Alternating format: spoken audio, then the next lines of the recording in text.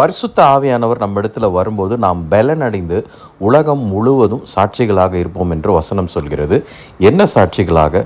நம்ம வசனத்தின் வல்லமை நிறைந்தவர்களாய் எல்லாவித பிரச்சனைகள் மீதும் இயேசுவின் நாமத்தில் ஜெயம் எடுக்கிற சாட்சிகளாக நாம் அநேக இடத்துல இருப்போம் என்று வசனம் சொல்கிறது. பரிசுத்த ஆவியானவரின் அபிஷேகம் நிறைந்தது ஒரு ஃபீலிங் இல்லை, it is a manifestation of divine powers.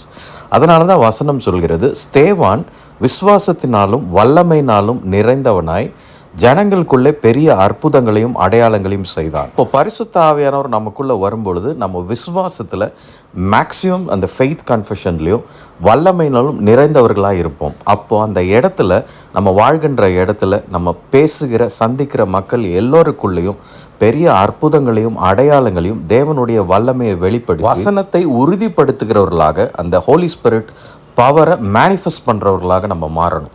ஏன்னா நம்ம ஹோலி ஸ்பிரிட் நிரப்பப்படும் பொழுது ஒரு எமோஷ்னல் ஃபீலிங்கில் அப்படியே நம்ம விட்டுறோம். அது இல்லாமல் அந்த மேனிஃபெஸ்டேஷன் ஆஃப் ஹோலி ஸ்பிரிட்ஸ் நமக்குள்ளே இருக்கிற அந்த ஸ்பிரிச்சுவல் கிஃப்ட்ஸ், அந்த ஸ்பிரிச்சுவல் ஃப்ரூட்ஸ் எல்லாமே அந்த இடத்துல மேனிஃபெஸ்ட் ஆகும் பொழுது தான் தேவநாமம் மகிமைப்படுகிறது. அப்பொழுது தான் அந்த புறஜாதியார்களும் சத்தியத்தை புரிந்து கொள்வார்கள்.